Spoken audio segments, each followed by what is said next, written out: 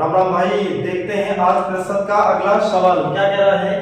एक परीक्षा में उत्तीर्ण होने हेतु 36% अंकों की जरूरत है।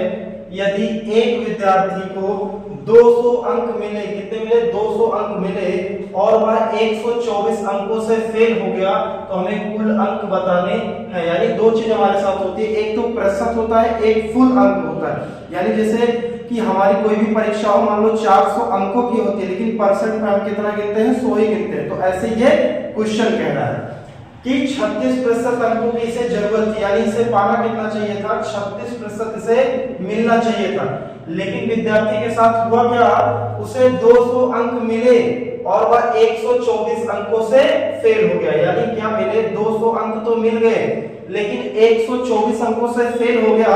यानी अगर उसे 124 अंक मिल जाते तो क्या हो जाता? पास हो जाता।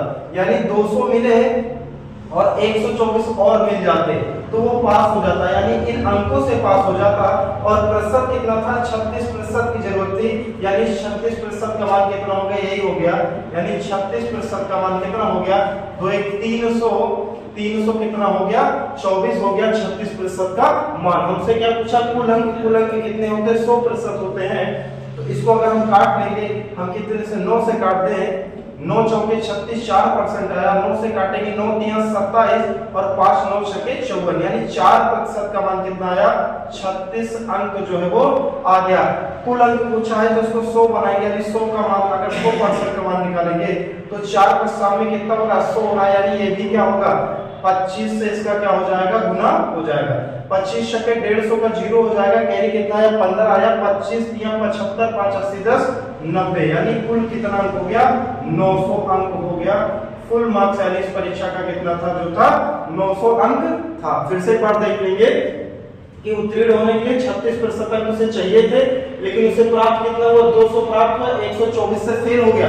यानी उसे 200 ये मिले, 124 और मिलने चाहिए थे। यानी दोनों को जोड़ देंगे, 36% का मान यही हो जाएगा। 36% मान 324, तो हम 9 से काटे, 4% मान 36, तो 100% मान निकालने कितना हो गया? 900 अंक हो गया। यानी परीक्षा के कुल अंक जो थे वो 900 थे। सेम सेकंड वाला क्वेश्चन है, सेम एक पैटर्न पे है। इसको आप लगा के इसका जवाब जो है कमेंट में देंगे। फिर मिलते हैं हम अगले वीडियो में। तब तक के लिए धन्यवाद, नमस्ते।